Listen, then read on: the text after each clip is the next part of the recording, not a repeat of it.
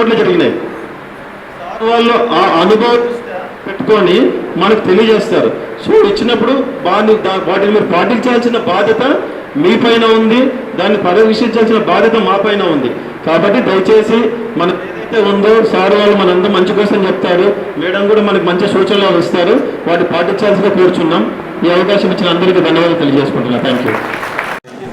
ఆయన కూడా ఒక్క క్షణం కూడా ఆలోచించకుండా గ్రాంటెడ్ అనడము, దానివల్ల ముందు వాళ్ళిద్దరికి మేము శుభాభినందనలు తెలియజేస్తూ ధన్యవాదాలు తెలుపుతున్నాం.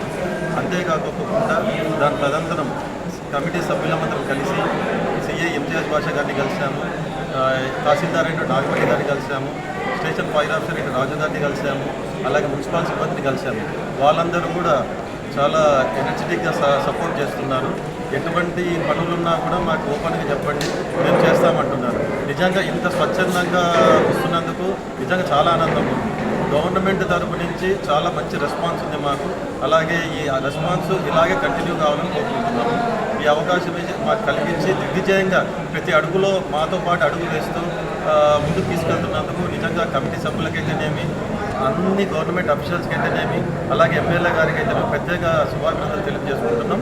ఈ మంచి అవకాశాన్ని డోన్ల ప్రజలు గణేష్ ఉత్సవాన్ని, గణేష్ పండుగని బాగా హ్యాపీగా, ఆహ్లాదకరంగా, దైవాత్మకంగా, తర్వాత వినోదాత్మకంగా జరుపుకోవాలని మనసారా కోరుకుంటున్నాను. Thank you.